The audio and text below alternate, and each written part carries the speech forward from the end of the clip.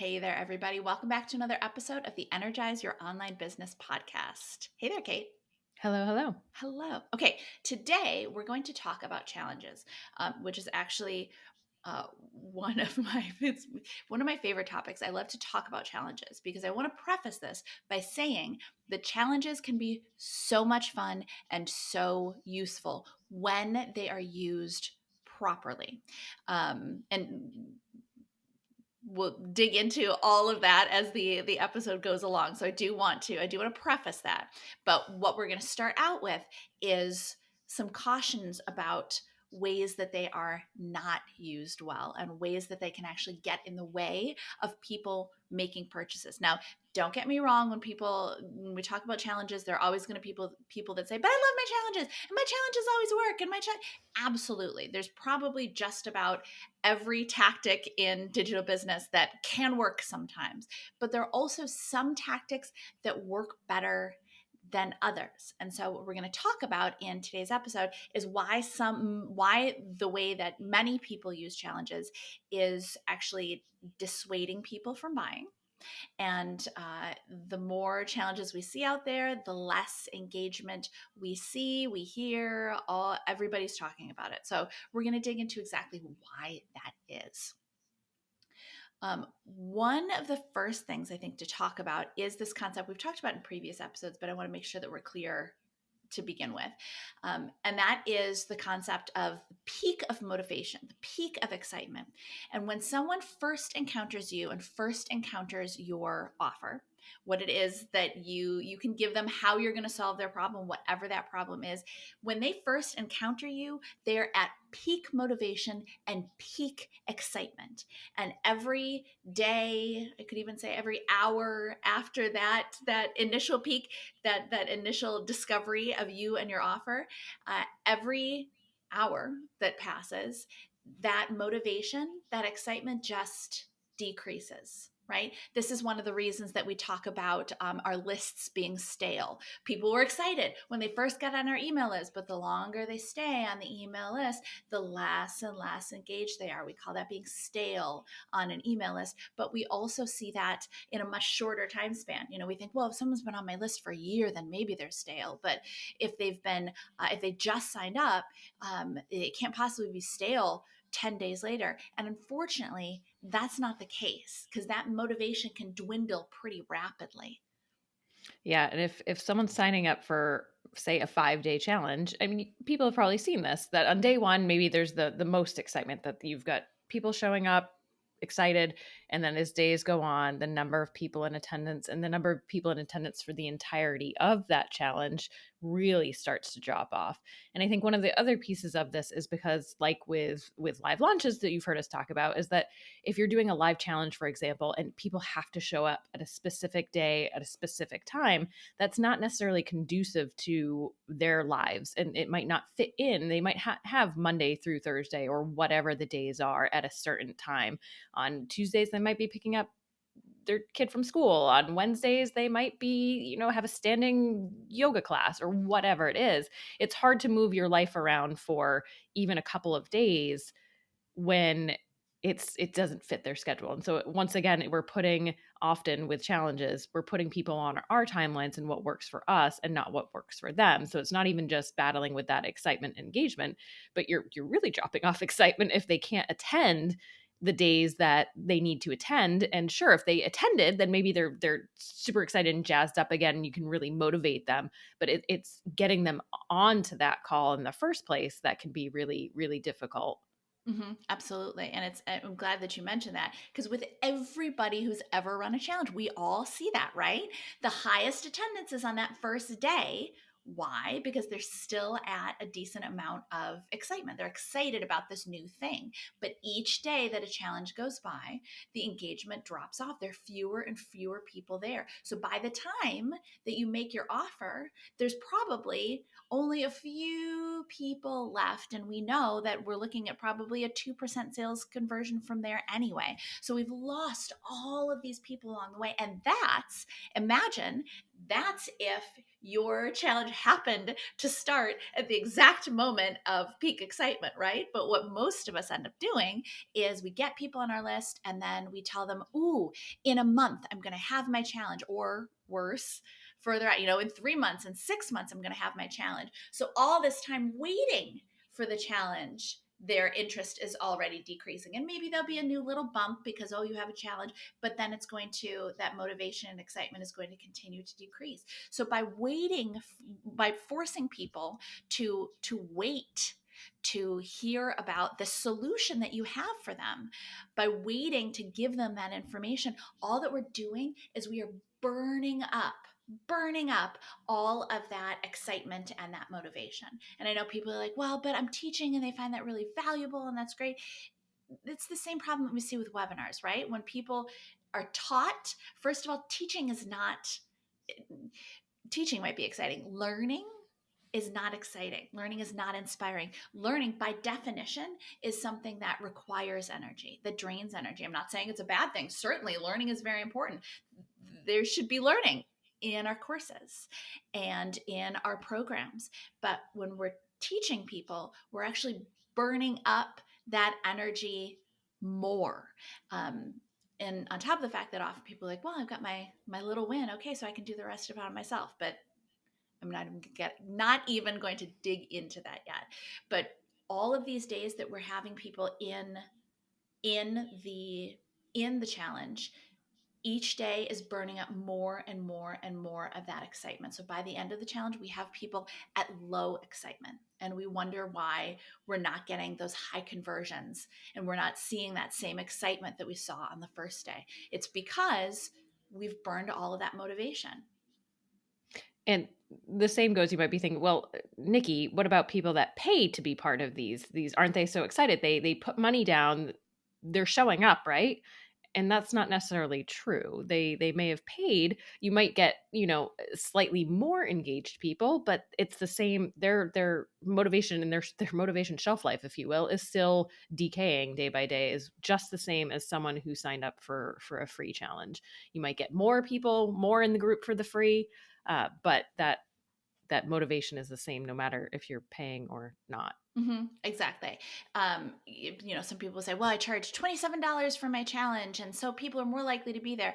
$27 is not a huge amount of money when you're looking at 5 days of engagement. Yes, $27 might increase, or whatever your number is, might increase the number of people that attend that first day, but it's not going to, you're still going to see that drop off because you're still burning through that excitement. And the problem too is that you also burned up excitement and motivation by getting them to make that purchase. Purchases use up a ton of energy, a ton of that excitement, a ton of that motivation, right? It's one of the reasons why when we see people purchase our courses or we see people purchase our programs or anything like that, they purchase, then they log in, and then they drop off because our brains are like, I took an action. I took a big action. That's what we do as humans. I took that big action.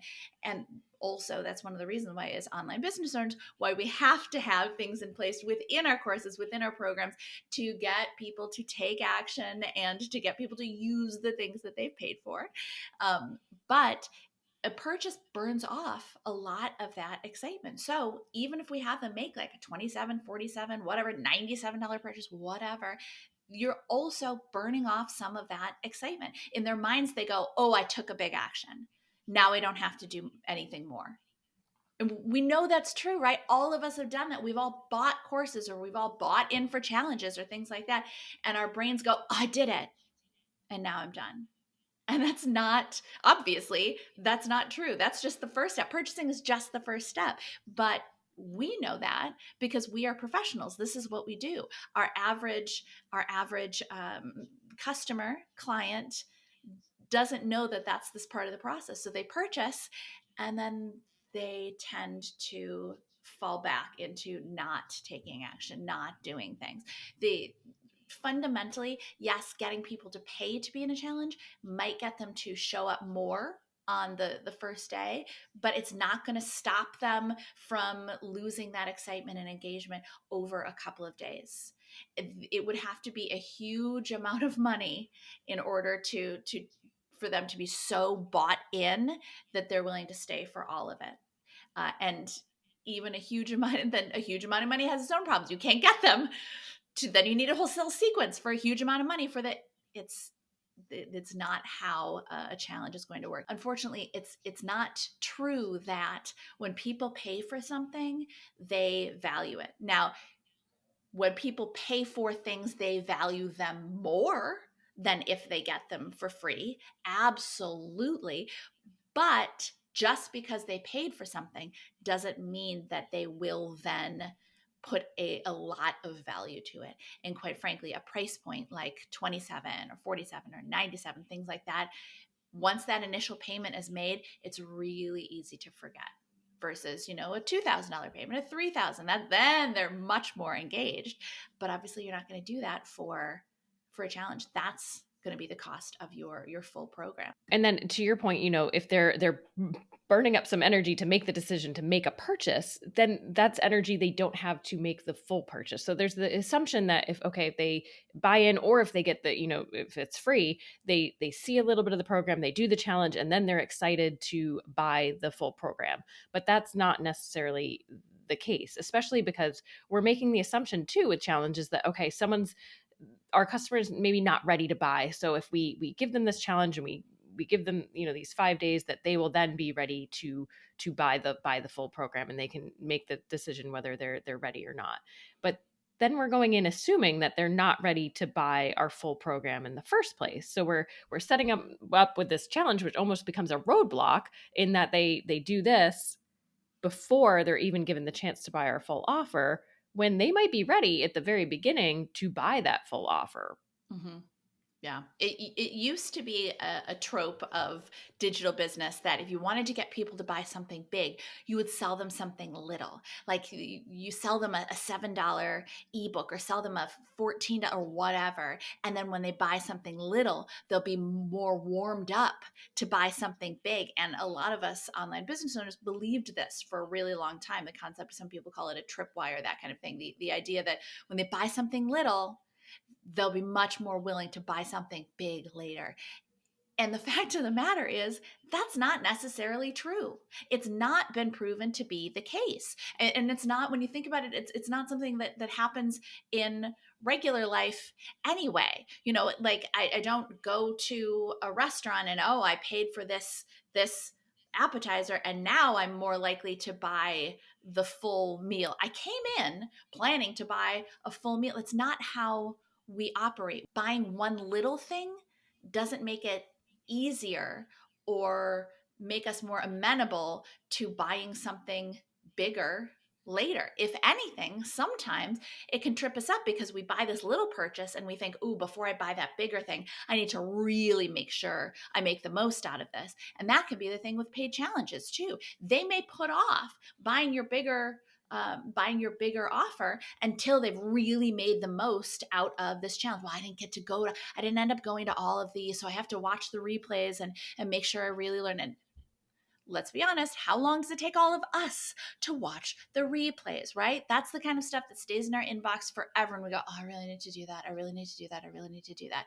And that's the same things that we do are the same things that our audience does. So it's not it's not necessarily a logical step that buying something little will get them to buy something big. In fact, when you think about it, buying something little will often keep them from buying something big because they want to make the most of that little purchase before they buy something else.